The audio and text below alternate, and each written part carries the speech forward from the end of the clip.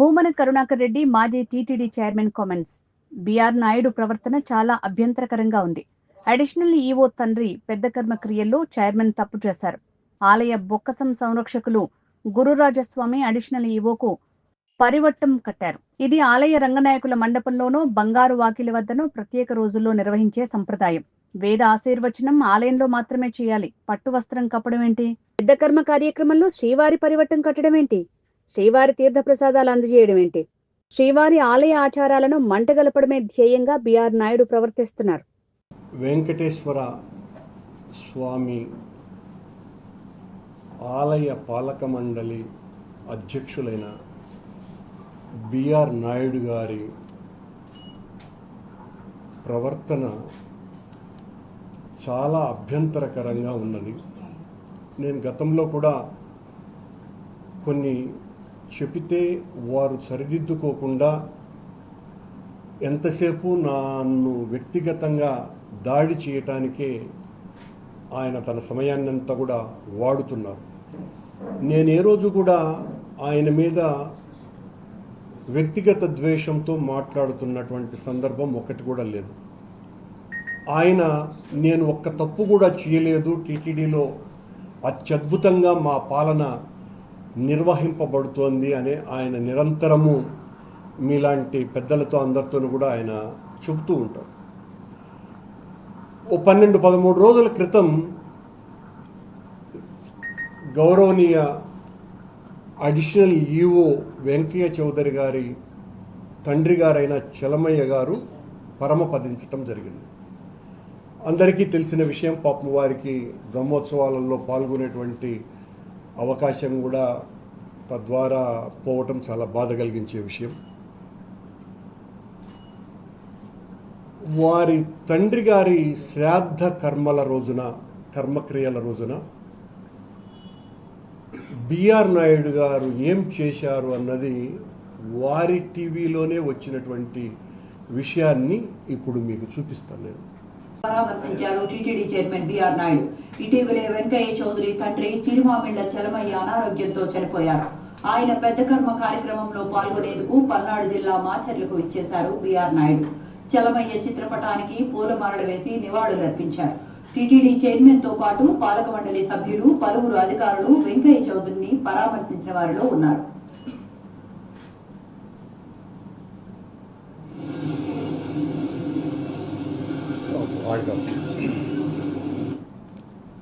సాక్షాత్తు పరమ పవిత్రమైనటువంటి శంకు చక్రాంకితమైన పవిత్ర భాగవత వస్త్రాన్ని స్వామివారి ఆలయంలో రంగనాయకుల మంటపంలో కప్పేటువంటి వస్త్రాన్ని ఆ శ్రాద్ధ కర్మల సమయాన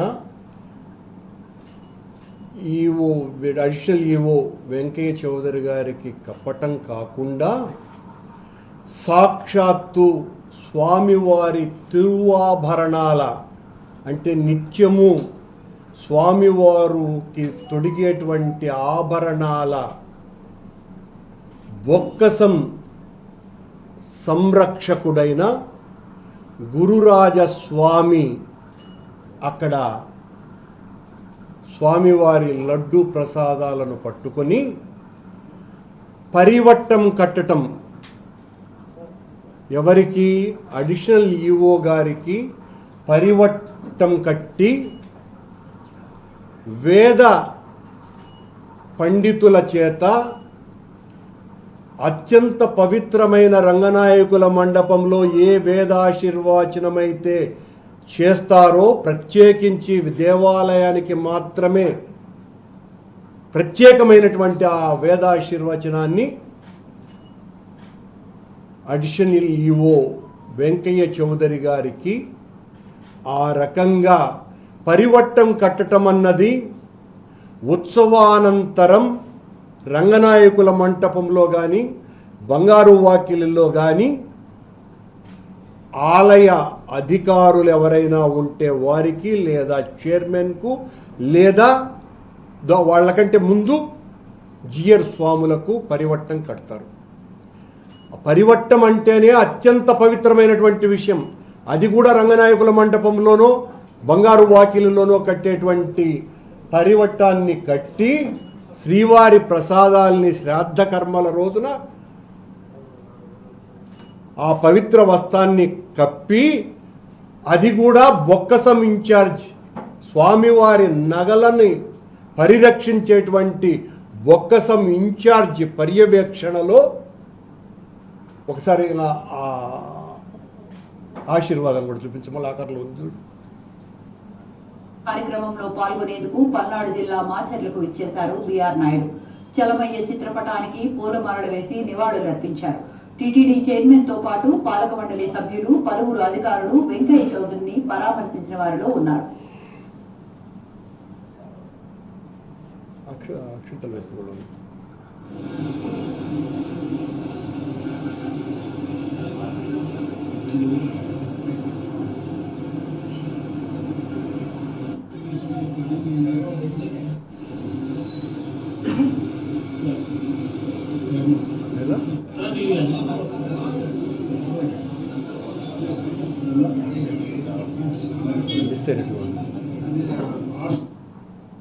టీటీడీ అదనపు జేఈఓ వెంకయ్య చౌదరి కుటుంబాన్ని పరామర్శించారు. అది కూడా ఉంది. ఆ అక్షంతలు వేసే కార్యక్రమం ఏదైతే ఆయనకు ఆశీర్వచనం పలకటం కూడా సాక్షాత్తు కలియుగ దైవమైన శ్రీవారి ఆలయ మర్యాదలను మంట కలపటమే ఇది. ఇంతకంటే దారుణం మరొక్కటి లేనే లేదు. అధ్యక్ష స్థానంలో అర్థం పరమార్థం తెలియనటువంటి వ్యక్తి చేస్తున్నటువంటి విశృంఖలత, వికృతమైనటువంటి చర్య తప్ప మరొకటి కాదిది. వధువు విధవ వీళ్ళ రెండింటికి తేడా తెలియనటువంటి వ్యక్తి, వారైనా వీరైనా ఒకటే అని అనుకునేటువంటి మనుషులు చేసేటువంటి చేష్టలు తప్ప మరొకటి కాదు ఇది. అభివృద్ధికి ఆశిష్యులు అందజేస్తారు ఎవరైనా, విషాదానికి పరామర్శ చేస్తారు. పరామర్శ చేయటం ఏ తప్పు లేదు కాకపోగా మంచిది కూడా. కానీ పరామర్శ పేరుతో బిఆర్ నాయుడు గారు చేసినటువంటి దారుణమైన దాస్తీకం ఇది. పరివట్టం కట్టడం ఏంటి, వేదాశీర్వచనం ఇవ్వటం ఏంటి, స్వామివారి వస్త్రం కప్పటం ఏంటి, అది కూడా సాక్షాత్తు ఎక్కడ వాళ్ళ తండ్రి పటం ముందర ఆయనకు చేయటం అంటే తన పదవిని పూర్తిగా దుర్వినియోగం చేస్తున్నారు బిఆర్ నాయుడు గారు. ఎప్పుడు ఏ వస్త్రం కలపగా వెయ్యాలనో కూడా తెలియనటువంటి వ్యక్తి నాకు రోజు శాస్త్రం గురించి మాట్లాడుతూ ఉంటాడు. వాడికేం తెలియదు అని. ఇంత దారుణమైనటువంటి పరిస్థితి. రేపు ఎవరైనా మరొకరు అధికారో ఎవరో ముఖ్యుడో ఈ రాష్ట్రంలో ప్రముఖుడో ఇట్లా మాకు కూడా బిఆర్ నాయుడు గారు మా ఇంట్లో ఎవరో చనిపోయినారు, మీరు వచ్చి ఆ కర్మక్రియల రోజున మాకు వేదాశీర్వచనము, శేషవస్త్రము, స్వామివారి లడ్డు ప్రసాదాలు అందజేయండి అనేటువంటిది ఒక రివాజుగా మారేటువంటి పరిస్థితి వస్తే దీనికి ఎవరు సమాధానం చెప్పాలి?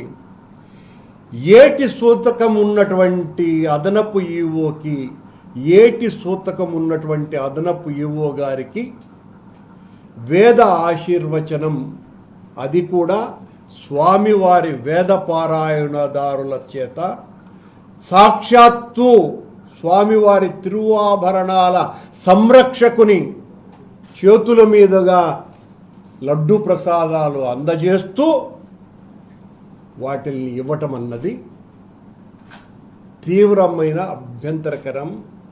హిందువుల మనోభావాలన్నీ కూడా దెబ్బతినేటువంటి విషయం ఇది. నేను ఈ రకంగా మాట్లాడితే వెంటనే బిఆర్ నాయుడు గారు తన విశ్వరూపాన్ని చూపిస్తారు. వాళ్ళ ఆ పంచశస్త్రులైనటువంటి ఆ TV5 ఛానల్లో నాకు గురించి ఈ రోజంతా కూడా ఇదే కథ నడుస్తుందని కూడా తెలుసును. కానీ నేను జరిగేటువంటి తప్పుల్ని ఎత్తి చూపకుండా ఉండటం అన్నది సాధ్యమయ్యేటువంటి విషయం కాదని ఈ సందర్భంగా నేను వారికి తెలియజేస్తూ, స్వామి, స్థానిక దేవాలయాలలో భక్తులు పెరిగిపోయినారు, వాళ్లకు అన్నప్రసాదాలు కూడా లభించటం లేదు అని తెలుగుదేశం పార్టీకి సంబంధించిన అధికారిక పత్రిక ఈనాడులో ఈ మధ్యన ప్రముఖంగా ఒక వార్త వచ్చింది. ప్రసాదాల దిట్టం పెంచటం లేదు అని. తమరు అధికారులకు ఈ రకమైన ఊడిగం చేయటం మానేసి ఈ దిట్టం పెంచేటువంటి కార్యక్రమం చేయమని సవినయంగా నేను బిఆర్ నాయుడు గారికి విజ్ఞప్తి చేస్తున్నా. అర్హత లేనిటువంటి వాళ్లకు అధికారం ఇస్తే అర్ధరాత్రి గొడుగు పట్టుకోమన్నాడంట. బిఆర్ నాయుడు గారి కార్యక్రమాలు అలాగే ఉన్నట్టుగా చూస్తుంది. నేనే ఆయన విమర్శించడానికి కాదు. ఎవరైనా చనిపోతే పోయి వేదాశీర్వచనం ఇచ్చి పరివట్టం కట్టుతారండి. ఈ పరివట్టం కట్టడం అనే సాంప్రదాయం ఎక్కడైనా ఎప్పుడైనా మనం చూసామా? మీ పత్రికల వాళ్ళకు కూడా తెలియదు పరివట్టం గురించి. ఎందుకంటే ఆ లోపల జరిగే విషయాలు తెలియవు కాబట్టి. మీకు అత్యంత ప్రాముఖ్యత ఉన్నతమైనటువంటి విషయం పరివట్టం కట్టడం అన్నది. ఇది బిఆర్ నాయుడు గారు సాక్షాత్తు పాలక మండలి అధ్యక్షునిగా ఉండి స్వామి ద్రోహం ఇది. వెంకటేశ్వర స్వామి ఆలయ ద్రోహం తప్ప మరొకటి కాదిది. వేల సంవత్సరాల సాంప్రదాయాలను సంస్కృతిని ధ్వంసం చేసేటువంటి ధ్వంసునిగా బిఆర్ నాయుడు గారు ప్రత్యక్షమవుతున్నారు. మీరు మా గురించి మాట్లాడడం, మేము ఆలయ ప్రతిష్ట మంట కలిపినాము అని, ఇంతకంటే మంట కలపడం మరొకటి ఉందా అనేటువంటి ప్రశ్నకు సమాధానం చెప్పాలా. సమాధానం చెప్పి నన్ను తిట్టాలా బిఆర్ నాయుడు గారు. అలాగే ఇంకొక ముఖ్యమైనటువంటి విషయం, కోయంబత్తూరులో G2 అనేటువంటి ఒక రియల్ ఎస్టేట్ వెంచర్ సంస్థ ముఖ్యమంత్రి గారికి గత 8వ నెల 2004న ఒక ఉత్తరం రాసింది. మేము మా G2లో దేవాలయ నిర్మాణానికి మీరు పర్మిషన్ ఇవ్వండి అని. ఒక రియల్ ఎస్టేట్ సంస్థలో టీటీడీ దేవాలయం కట్టబోతున్నది. ఇంతకంటే దారుణం మరొకటి లేదు. మళ్ళా రేపు జరగబోయేటువంటి పాలక మండలి సమావేశంలో కోయంబత్తూరులో టీటీడీ దేవాలయాన్ని కట్టడానికి సంబంధించినటువంటి అజెండా కూడా వస్తోంది. ఓరల్ ఇన్స్ట్రక్షన్స్ ద్వారా ఈఓ గారు చెప్పినటువంటి విషయాలను సంబంధిత అధికారులకు బోర్డు సెల్ 24వ అంశంగా కోయంబత్తూరులో టీటీడీ టెంపుల్ కట్టమని చెప్పడానికి అది అజెండాలో వస్తున్నది. ఇక ఈ రకంగా ఒక రియల్ ఎస్టేట్ సంస్థ వాళ్ళు 900 ఎకరాలలో ఈ రియల్ ఎస్టేట్ని నడిపించడానికి వెంకటేశ్వర స్వామినే వాడుకోవాలన్నటువంటి భక్తిపరులం మేము అనేటువంటి ఎవరు భక్తిపరులు కాదండి. ఏ వ్యాపారస్తుడు భక్తిపరుడు కాదు, ఏ సామాన్యుడు భక్తిపరుడు కాదు, ఏ ఉద్యోగస్తుడు భక్తిపరుడు కాదు. ఈ G2 అనేటువంటి రియల్ ఎస్టేట్ సంస్థ తమాషా ఏందిరంటే, ఈ రియల్ ఎస్టేట్ సంస్థ ఈ 900 ఎకరాలకు సంబంధించి తమిళనాడు మాజీ బీజేపీ రాష్ట్ర అధ్యక్షుడు అన్నామలై దీని మీద చాలా రగడ చేసి దీని మీద విచారణ జరిపించాలంటే ఈడీ విచారణ కూడా జరుగుతోంది ఆ స్థలం మీద. ఆ స్థలంలో టీటీడీ దేవాలయాన్ని కట్టాలా అన్నటువంటి ఆలోచన చేస్తున్నది టీటీడీ. టీటీడీ కంటే ఇదిగో ఈ బిఆర్ నాయుడు గారు చేస్తున్నారు. బిఆర్ నాయుడు గారు బహుశా G2 రియల్ ఎస్టేట్ సంస్థ భాగస్వాములైనేమన్నా చేస్తున్నారా అన్నటువంటి అనుమానం అందరికీ వస్తున్నది. రేపు హైదరాబాదులోనో, వైజాగ్లోనో, తిరుపతిలోనో స్థానికంగా ఉన్నటువంటి రియల్ ఎస్టేట్ చేసేటువంటి వెంచర్లు వేసేటువంటి ప్రతి ఒక్కరూ కూడా మేము పరమ పవిత్రమైనటువంటి భాగవోత్తమ భక్తులం వెంకటేశ్వర స్వామికి, మా ప్రదేశాలలో కూడా మేము స్థలమిస్తాము, వెంకటేశ్వర స్వామి గుడులు కట్టండి అంటే కడతారా? కట్టమని అడుగుతారు కదా.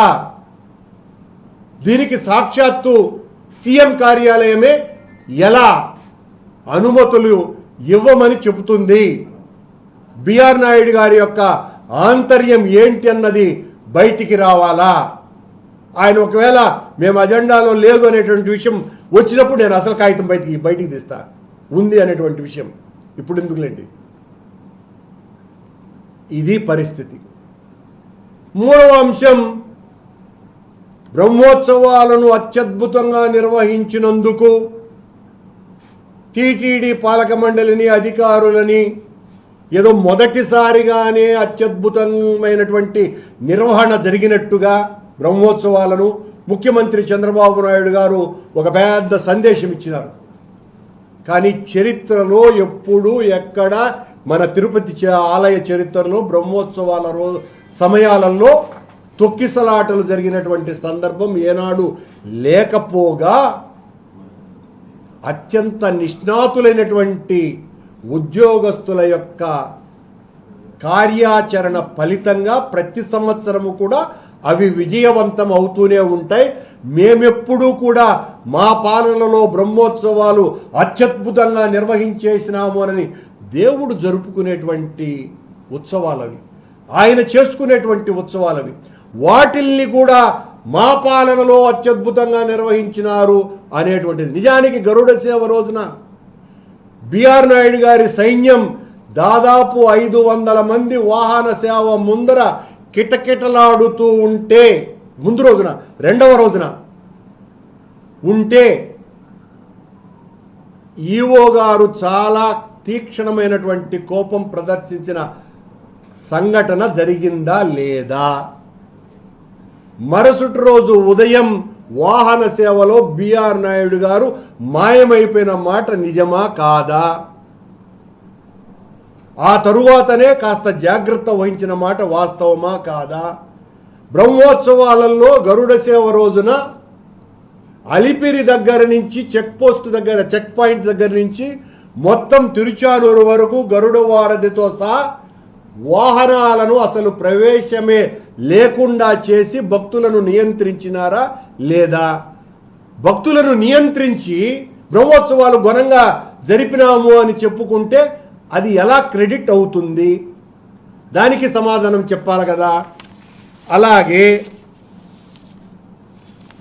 ఉద్యానవనంలో జరిపినటువంటి ఫల పుష్ప ప్రదర్శనశాలలో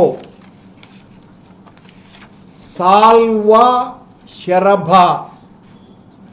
విగ్రహ ప్రతిష్టాపన చేసినారా లేదా? ఇది చాలా ఆక్షేపించదగ్గ విషయం. సాల్వ శరభ ప్రతిరూపాల ఏర్పాట్లు జరిగినాయి. ఇది వెంకటేశ్వర ఆలయానికి సంబంధించినంత వరకు తీవ్రమైన అభ్యంతరకరమైన విషయం. నృసింహస్వామి యొక్క విలయతాండవాన్ని చూసినటువంటి శివస్వామి ఆయన పొట్ట చీల్చి సంహరించేటువంటి అంశం ఈ సాల్వ శరభ ప్రతిరూప అంశం. దాన్ని మన దేవాలయ ఉద్యానవనంలో పెట్టచ్చునండి బ్రహ్మోత్సవాల సమయంలో. దీని మీద అనేక మంది శ్రీ వైష్ణవులు ఈఓ గారికి అభ్యంతరాలు తెలుపుతూ ఈమెయిల్స్ పంపిన మాట వాస్తవమా కాదా? ఇది కూడా బయటికి రావాలా. వాళ్ళ మనోభావాలు తీవ్రంగా గాయపడి ఏంది ఈ రకంగా చేశారే అని చాలా పెద్ద ఎత్తున ఆందోళన చెందినటువంటి సంఘటన కూడా ఉన్నది అన్నటువంటి విషయం గుర్తు చేస్తున్నా. 108 దివ్య దేశాలలో తిరుమల రెండవది. అలాంటి తిరుమలలో ఇలాంటి వైష్ణవ దివ్య దేశాలలో తిరుమల రెండవది, మొదటిది శ్రీరంగం అయితే. అలాంటి చోట ఈ రకమైనటువంటి చర్యలు సమర్థనీయమా? దీనికి కూడా సమాధానం చెప్పవలసినటువంటి అవసరం బిఆర్ నాయుడు గారికి ఉంది అని తెలియజేస్తున్నాం. టీటీడీ నిర్మించాలని స్థలం వాళ్ళు ఇస్తున్నారట. ఎక్కడ అన్నది కదా, టీటీడీ ఎక్కడ ఎప్పుడు ఎలాంటి చోట్ల నిర్మిస్తుంది దేవాలయాల్ని? మీ వ్యాపార అభివృద్ధికి కాదు టీటీడీ ఉండేది. బిఆర్ నాయుడు గారి సమయంలో వ్యాపార అభివృద్ధికి వ్యవహారాలు జరుగుతున్నాయి అనటానికి ఇది ఒక మచ్చు తునక. చంద్రబాబు నాయుడు గారు వారి కూటమి మా మీద ఏ ఆరోపణలు చేసి వాళ్ళ ప్రసార మాధ్యమాలలో నిరంతరము మమ్మల్ని దోషులుగా చిత్రీకరించి మా వాళ్ళనందరినీ కూడా తప్పుడు కేసులు బనాయించి జైళ్ళకి కుక్కి వాళ్ళు పొందుతున్నటువంటి వికటాట్టహాసానికి దేవుడిచ్చినటువంటి సమాధానం కూటమి నాయకులే, అందులో ఒక ఎమ్మెల్యేగా నిలబడినటువంటి వ్యక్తే ఫ్యాక్టరీ, నకిలీ మద్యం ఫ్యాక్టరీనే నడుపుతున్నాడు అని ఎంత దాచాలనుకున్నా దాగకుండా దొరికిపోయినాడు. ఈ ప్రభుత్వం అతన్ని ఆ ఫ్యాక్టరీని బయటికి రాకుండా విశ్వ ప్రయత్నం చేసినా ఆగలేకుండా పోయింది. ఈ పరిస్థితి తంబళ్లపల్లిలో దొరికినారు కానీ రాష్ట్రమంతా తెలుగుదేశం పార్టీ నాయకులు చేస్తున్నటువంటి దందా ఇదే. నేను మొదటి నుంచి చెప్తూనే ఉన్నాం, మేము ఈ రాష్ట్రంలో మద్యం ఏరులై పారేటట్టుగా చేస్తున్నారు ఈ కూటమి పాలకులు. వీళ్ళ ఆధ్వర్యంలో ప్రతి గ్రామము, ఈ రాష్ట్రంలో ఉన్న 45,000 గ్రామాలలో బెల్ట్ షాపులు వెలిసినాయి. ప్రతి బ్రాందీ షాపు ఒక బారుగా మారిపోయిందేనని సాక్ష్యాధారాలతో కూడా మేము నిరూపించినాం.